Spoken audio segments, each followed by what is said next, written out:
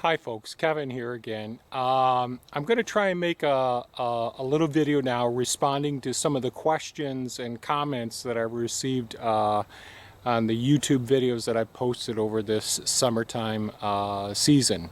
So I'm out in the our Zone 1, our annual garden, and the question, let me go over here and read the question. Sorry I don't have my tripod. I can't find it any place to make this a little a bit more professional. But anyways, let me come over here for a moment and take a look at a question here. Okay, from Mystic Dreamer. Hi Kevin, I have now watched all your YouTube videos and I have enjoyed it a lot. Hey, thank you.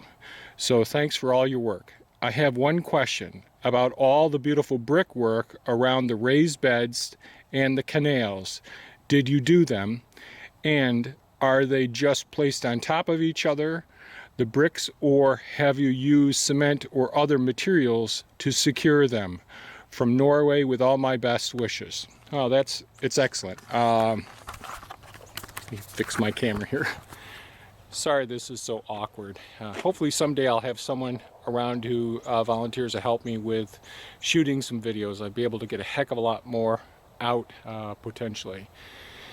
Right now I'm standing in the first part of an area that was excavated. I dropped the ground level. This was an area where I had raised beds for years.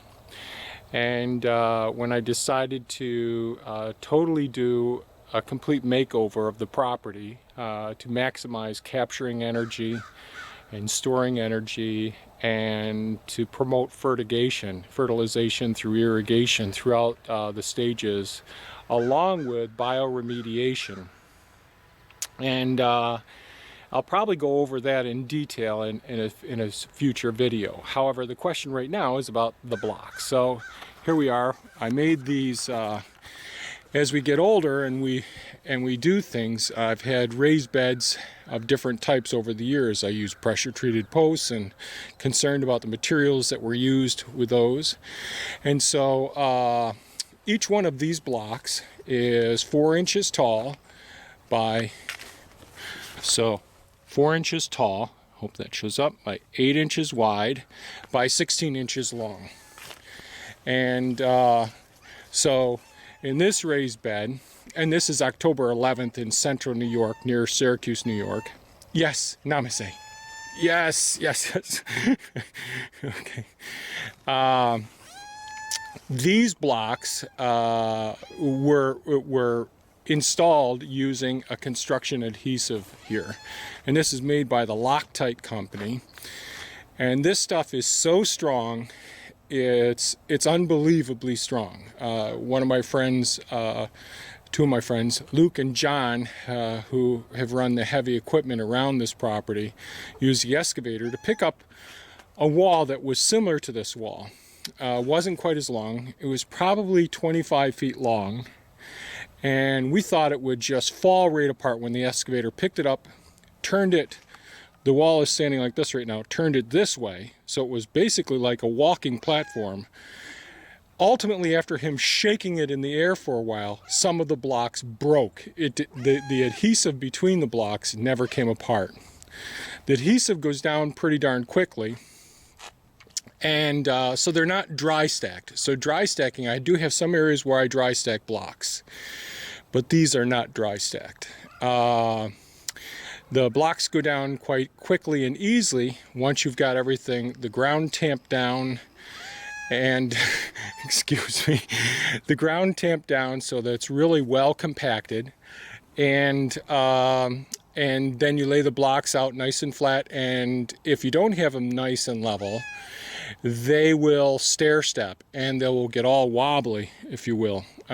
So in order to facilitate doing this quickly, I originally had one of those caulking guns that you squeeze like this, and I ache so much after about 3,500 blocks laying those down that I purchased, thank you, namaste. I purchased this cordless 18 volt caulking gun. And really that worked out fantastic for the many thousands of blocks that I've laid. Now I'll tell you a couple of caveats with these blocks. If you notice, this one's on concrete. I know a lot of people really want to steer away from concrete, and these are actually concrete blocks. These blocks are made by a company called Pavestone, and these are called rumble wall blocks. So they put them in forms, make them, and then they're tumbled to give them a more rustic, rough-looking appearance. And I like the way it looks. I've used these for building the raised beds, for building pillars that keep the dog run on the other side of this hoop bed here. Again, it's fall, and this has worked out extremely well. And these are all on concrete as well. I'm glad that I made the transition to putting these on concrete, and this wall's on concrete as well. And this is going to be a retaining area for some wood for heating the house during the winter months. So I still have to build it. That's why the 6x6s are here. And as you can see, you can lay the blocks in all different shapes. You can make decorations, which on the other side of this wall, it's a little seating area. It's pretty nice. And you can put your electric and plumbing inside of these. I've got surveillance system set up. So this stuff has worked out extremely well. The first ones I put were the pillars going, well, let me actually shoot over there. So those are just on compacted ground. I use a hand compactor, and I put those pillars in, and I actually had those pillars in for a couple years, and they did not shift at all. So I went down 18 inches, put gravel as a good solid base and stone, compacted the soil, and they didn't shift very much. So no concrete below those ones. However, if you're doing a food forest area, or you're doing lots of permaculture where there'll be wildlife around, I'd recommend that you pour concrete at the base of the pillars instead to really distribute the base out, because you're going to get small little mammalian and reptilian species getting underneath there and making canals underneath the system. Speaking of canals, so those areas out back that you saw in the previous videos, that canal system that I put in, those walls are 3 times as high as this wall. So they're over 6 foot tall, and they're broken up into 2 sections. And when I built that system, we used an excavator to dig out the canal areas, much wider than the actual interior canal system. We compacted the earth, laid the blocks, used the construction adhesive between them, and then backfilled with gravel on the other side. And one of the main reasons for doing that was to increase surface area for the microbes that really do a lot of bioremediation. And hopefully someday in the future I'll talk about the bioremediation projects that I've got going on in the property. So that's it. Thanks very much, Mystic Dreamer, for your question and your compliments. It makes doing these videos very worthwhile for me. Thanks. Let's see. David Dude wrote, and I thought I overdid my chicken coop. So Kevin, how are you planning on managing the chicken compost from inside the coop? I don't know how many chickens you'll have, but in the winter, most of the droppings will be inside, right? Well, that's correct. I'm actually going to stop the video for a second and go over to that area. Oh, wait. Before I do it, here we are in this raised bed. I'll just mention this is all compost that we made here on the property. And this is stuff I just put in as we harvested various crops in our annual garden here, our Zone 1 garden. I replenished the compost. And the compost that I use this year for just about all of our food what I'm calling cardboard compost. The carbon source was cardboard. And I'll go over that a little bit more in just a moment. But I'm going to go over by the chicken coop by one of the compost piles there. Hold on one second. Okay, I'm back inside of the chicken coop itself. I've started putting a couple of the walls up. So how many chickens do we have? Well, right now we have 20 hens and 3 roosters. There's one. There's Jake outside right there. They're all acclimated to being over by the house where the temporary chicken coop is now. This coop will be divided into 2 sections. And this area that we look in right now is where Boo Boo will be living, and on the other side of where Boo Boo will be living is the nest box setup that's in the coop, and I'll be showing all this in the future. And Boo Boo is our chicken, who's our most productive chicken, who happens to be blind, and we keep her separate from the rest of the chickens so that she doesn't get picked on. But as I mentioned before, this is all wood chip that I put down for the flooring, for the substrate in this area. And yes, indeed, there will be chicken droppings coming down in here. And at this point, I'm hoping that I'm not going to be removing a lot of those chicken droppings over the winter months. I'll be piling up and putting more compostable material on top of that material underneath the perches. And then in the springtime, moving it out to the compost pile. But let's step out for a second and come out to where, so just outside of the coop here, so now I'm on the west side of the coop. So here's the chicken coop, and I just started another compost pile right over here. I've you can hear the geese over next door in the soy field. You can see a spot where I move the compost pile back and forth. So every couple of days I keep moving the compost pile. So in this compost pile, which is almost 2 weeks old, it's the nitrogen source is predominantly some horse manure, very, very little chicken manure, kitty litter, rabbit manure, and fruit from edible arrangements. Now, I make a lot of compost, and this is just in the last 2 weeks the amount of compost that I started here. Now, a great deal of what's in here are the weeds from the annual garden. As we pull the weeds, I'll fill up the bucket of my tractor and just keep coming over and piling them up. And the initial pile was bigger than this compost pile because there's a lot of air spaces in between it as it was piled up. So there isn't that much manure here. But it's all getting turned bit by bit, and the chickens are getting acclimated to actually working this compost. So I'm going to take a walk out back and show you. So ultimately, in the future, there'll be a compost pile right up closer to the building, right where that small tree is right there. And that'll be for a couple of reasons. So this bush and that small tree will be removed from the area. The 2 nitrogen fixing locust trees will stay here.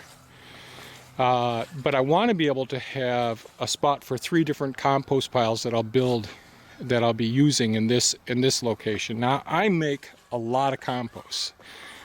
This season so far, I've probably made about 60 yards of compost. And a great deal of that is the cardboard compost that I talked about. But the reasons for having the compost pile near the chicken coop is so that the chickens come out through their chicken door. And I don't know if I'll end up making a little tunnel to try and keep the snow off of that so that they can get to the compost pile, which won't have a lot of snow on it. And they can eat all winter long. I may actually try to have a small compost pile inside. And depending on how well my vermicompost system does this winter, since I'll be able to move that inside of this building, I may do some subterranean just below, like a bucket, go down several inches into wood chips and put vermicompost materials in here and keep feeding those areas so that the the red wigglers move out to the sides, and that'll bring up some of the earthworms from down below as well. We'll see. These are all experiments. But another reason for having the compost pile right next to this building is I can put some thermal loops through the compost to capture some of that heat that will ultimately, in the future, help to raise those water tote temperature below the floor inside of the greenhouse. The composting action creates a significant amount of energy, and that energy in the form of heat can be stored not only in the rock beds, but can be transferred into these water totes. And remember, there's I think 18 275-gallon water totes all below this wood floor right here. And to cool those during those hot summer months, those are those geothermal loops that go to the pond over here. So these are all my plans, and we'll see just how well it does work. I will put on some solar collectors up above here as well to facilitate, but as you can see, this is central New York. This is what we have as far as during the winter months. We have lots of lake effect cloud cover, which really creates less solar gain during the fall and winter months. So that's my long-winded answer to response to the question regarding how am I going to manage the compost. I don't know for certain yet, but I certainly will be sharing information as this system develops as well. We'll see how well the chickens, how much they use the food scraps that we use, that we're growing all winter long, and the sprouting that we do and creating our own fodder. We'll come in here on the ground and hoping not to have to clean it up, because if I can get it seeded with some of the eggs from the vermicompost from the red wigglers, that provides more nutrients for them as well. So, David, I hope that answers your question. We'll take another question now as well. Thanks again for your comment and question. Let's see. I'm sorry. Ken Sierra. Alert zone 1. Alert zone 1. Alert zone 1. Excuse me for that. Cancer asks, all right, a fascinating discussion, Kevin. Watched your vids on the construction of your chicken coop greenhouse and was intrigued. Your permaculture project is epic. Then to find out your home is similarly designed with thermal mass and super insulation really caught my interest as we are planning the stages of our next home. When you get a chance, winter, ? Could you do a vid on more specifics on exactly how you constructed the plenums and thermal mass crawl space, as well as the recommendations on the type of fan used to move all the air? Had difficulty visualizing the subterranean design. Absolutely. Maybe a diagram. Did you build your place yourself? Yes, my brother helped me, and my wife also. This was years ago that we built the house, and that probably will be broken down into a few videos in the future.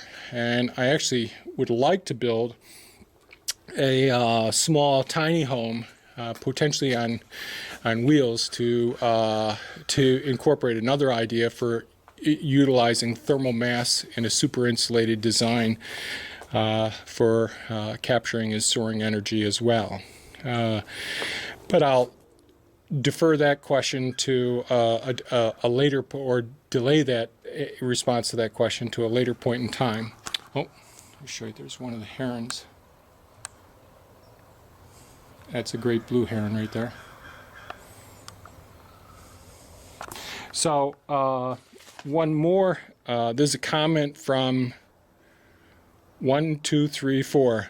Dude, take the tape off before using the cardboard. I think that was in response to one of the videos showing some of the sheet mulching that I've been doing as well. Let me just go to another spot and I'm going to show you something else. Okay, we're just outside of my main front door, which isn't all that attractive. Here are some of the boxes from some of the packages we received, and some of the boxes my wife brings home from her hospital, veterinary hospital. It's just underneath the overhang. The water comes down, soaks it quite nicely, and I'm going to go to another spot and continue the conversation. One moment. Okay, here's some more cardboard.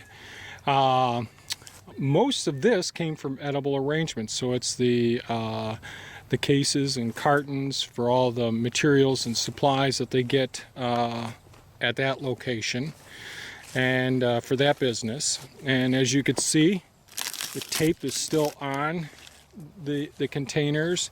Some of the, that's a wine container there with some of the inks and tapes, and there's materials all over in here. This is one of the seaberry planting areas here, the hugelkultur mound behind it. There's fig trees, lemon trees, all along there, strawberry patches all in there, and it's all overgrown right now. I haven't gotten to weeding that, and that'll all be composted. And as you can see, I'm taking some wood chips, and this area is getting sheet mulched.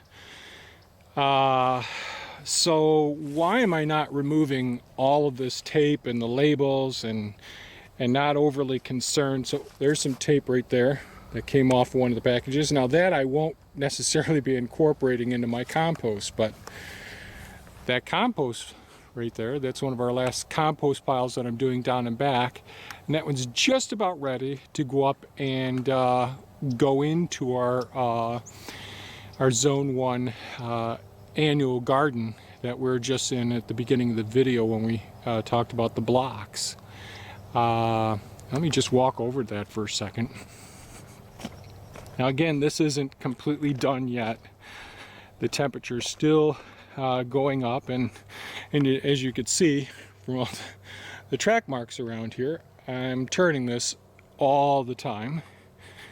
And there still are sticks and materials here. But as I dig down into here, and I'm hoping this is showing up, I'm holding this with my hand, it's turned into being beautiful. Oh, smells perfect. There still is a small amount of heat in here, but this will be ready. I'll probably turn it again today and the day after tomorrow, and that'll probably be it for this compost pile. Are there still some bits of cardboard and twigs and some leaves that aren't completely broken down? Yes. Do you see any plastic or labels? No. Now, there wasn't as much cardboard put into this system as my annual garden that we grew this year. This pile right here, if you were to look at it and you were to pack wet, compressed cardboard, the annual garden that I started this year started from piles of cardboard that were probably 3 times the size of this pile. To give you an idea, all that carbon that would require water and fuel to recycle into useful products is getting put right back into the soil. I'm still in the early stages of working with this, but I've been doing this for a few years now. And the materials, these hydrocarbons in the form of petroleum byproducts that make the tapes and the inks and the other materials that we're concerned about with our cardboard and our papers and our journal magazines that I've been using all along in my gardens get broken down. Now, there are bits of plastic tape from time to time, or bits of cardboard that you see that aren't completely broken down, and I do pick up the tape when it's in the compost and I'm putting it in the bed if I notice it. But most of the time, that plastic, those hydrocarbons are broken down. And let me turn the camera around for a second. And I absolutely understand why there's concern over putting these potentially dangerous components into our food supply. It seems absolutely counterintuitive. However, the more that I've learned about bioremediation, if we allow the organisms that are in nature naturally in very small, in very relatively small numbers in the population of microbes in our soil, if we allow them the opportunity and we work with the compost carefully, the fungi that are there are going to break down these hydrocarbon sources. And if we get all paranoid over these plastic tapes and the inks and the heavy metals and what other chemicals are being used, stop and think about, well, your municipal water supply. Go to the EPA and just Google disinfectant byproducts from the chlorination or quaternary ammonia compounds used to disinfect the water that you drink. Those are carcinogens. The amalgam in your fillings, it's mercury, it's a heavy metal. If you eat poultry, there's arsenic. It's used to control the endoparasites in large poultry farms. The list goes on and on. There's lead in many of the water lines in various municipalities all throughout the country. There's atrazine, pesticides. We're using a 2,4-D, basically Agent Orange, in our systems. We have genetically modified organisms that make up 75 to 80% of the food that you purchase in a grocery store. There's so many dangerous things around us. We can either become numb and paralyzed, or we can try to do our best with reducing the impact, the negative impact that we have, and taking the responsibility and finding ways of remediating some of these problems. Alert zone 1. Alert zone 1. I'm down and back. I've got to head up front to check and see what that is. But it's a very valid question, and I have many people that come here and they're a little bit shocked that, yes, I'm composting kitty litter. We have quite a few cats. And people say, geez, urine. If I get a chance to urinate on the compost pile, I will. Well, your urine is sterile. And it's loaded with wonderful nutrients. There's so many things that we just have to set aside some of those myths that we've been indoctrinated with and start building soil, capturing carbon, taking the responsibility for everything that comes our way, and working. If I could, right now we're using 2 businesses, Edible Arrangements in a store in Syracuse, in Cicero, and my wife's veterinary hospital, taking all their cardboard and every bit of cardboard that we can get, that I find along the way. I get all the leaves that I can, go take my truck and trailer and go into the community. And just about a lot of people compost their leaves, and I'll just mention this. And we're blessed that we have all these leaves in the deciduous forests that come off this time of year. So we look around, we see all of these beautiful fall colors, and all those leaves are going to fall. And they get repurposed, recycled, and provide the nutrients back to the plants that gave rise to them, or to other plants that are there. But if you stop and think, on the surface of those leaves are polycyclic aromatic hydrocarbons. Those are basically a series of benzene rings, which is a carcinogen, that are produced as a result of incomplete combustion. So many children develop respiratory illnesses, including asthma, that are in areas where there's more road traffic, more vehicles. In the country here, people burn their burn materials outside all the time. If you eat charred chicken or meat off the grill and you're inhaling some of those fumes, those are polycyclic aromatic hydrocarbons. Those are carcinogens. And besides being carcinogens, and we do know about carcinogens and we're learning about mutagens, more importantly, these are potent inflammatory mediators. These promote inflammatory conditions in our bodies. Actually, one interesting factor is those kids who have asthma have a higher resistance to chronic lung disease associated with polycyclic aromatic hydrocarbons. So that's something you can look up on NIH as well. But if you're composting those leaves coming off of the tree that fall, because there's so much surface area in all those leaves, there are these polycyclic aromatic hydrocarbons, PAHs, that are adhered to those leaves. Those are carcinogens in your leaves. Well, it's not bad because one of the fungi, or several fungi, help to break those hydrocarbons down. Paul Stamets, the radical mycology group, there's people working all over the world studying what mycelium, the fungi, can do to bioremediate all of these hydrocarbons. And remember, those are carbohydrates because they're the result of the photosynthesis, making the structural things that we see. And the hydrocarbons are from basically the oil industry and all.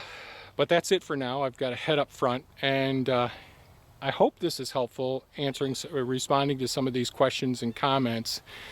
And I do appreciate there being some interest. Sometimes I think I'm doing this stuff and grabbing the camera for no good reason, but I really want to share some of the things that I'm doing and things that I'm learning. Don't be so afraid of fear, pain, and failure. They really are some of the greatest learning opportunities when we're doing things. So get out there, stretch, try doing things, and communicate with each other. And videotape it. Post some of these things on YouTube as you're doing it as well. Thanks so much for watching, folks. Have a great day. Bye-bye now.